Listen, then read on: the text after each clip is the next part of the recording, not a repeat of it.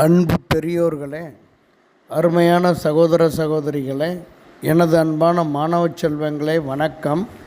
இன்றைய தின குறள் பதிவு அதிகாரம் 11 செய் நன்றி அறிதல். குறள் 110. எந்நன்றி கொன்றார்க்கும் உய்வுண்டாம் உய்வில்லை செய் நன்றி கொன்ற மகற்கு. மீண்டும் சொல்லுகிறேன், எந்நன்றி கொன்றார்க்கும் உய்வுண்டாம் உய்வில்லை செய் நன்றி கொன்ற மகற்கு. அதாவது, நன்றியை தொலைத்தவர் வாழ்வில் மீள முடியாது. சொற்பொருள்: எந்நன்றி எந்த நன்மைகளையும் கொன்றார்க்கும் அளித்தவர்க்கும் வழி உண்டு. உய்வுண்டாம் வாழ்க்கையில் தப்புவதற்கு வழி உண்டு.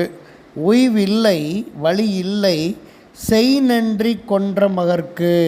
பிறர் செய்த உதவியை அளித்தவர்க்கு, அளித்த பிள்ளைக்கு வழி இல்லை.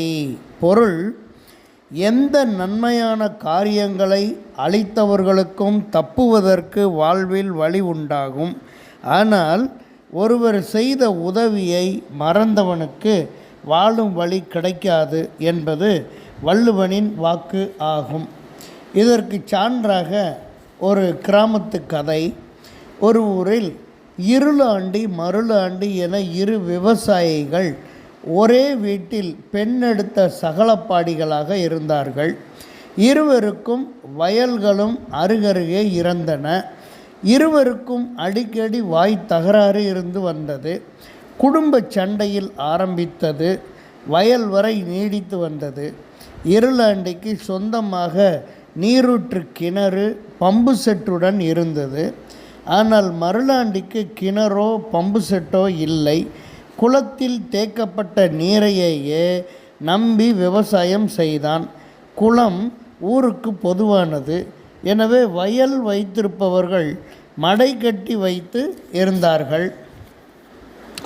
இருளாண்டி தன்னிடம் நீரூற்று பம்பு செட்டு கிணறு உள்ளது என ஆணவத்தில் இருந்தான். அவனிடத்தில் சற்று பொறாமையும் இருந்தது. மருளாண்டி பிறர் மீது இரக்கம் காட்டுகின்ற குணமுடையவன். மழை பெய்யும் காலத்தில் குளத்தில் நீர் தேங்கி நிற்கும். அந்த நேரத்தில் இருளாண்டி ஊற்றுக்கிணறு வைத்திருந்தும் தனக்கு குளத்து நீர் வேண்டும், அதனால் என் வயலுக்கு மடை திறந்து விடணும் என ஊர்க்காரர்கள் இடத்தில் பேசி வைத்திருந்தான். அதனால் குளத்தில் உள்ள நீர் தன் வயலுக்கு அதிகம் பாயும்படியாக விரும்பினான். மருளாண்டியும் விட்டு கொடுத்தான். ஒரு நாள் அதிகாலையில் நீர் பாய்ச்ச இருளாண்டி தன் பம்பு செட்டு மோட்டார் சுவிட்சை போட்டான்.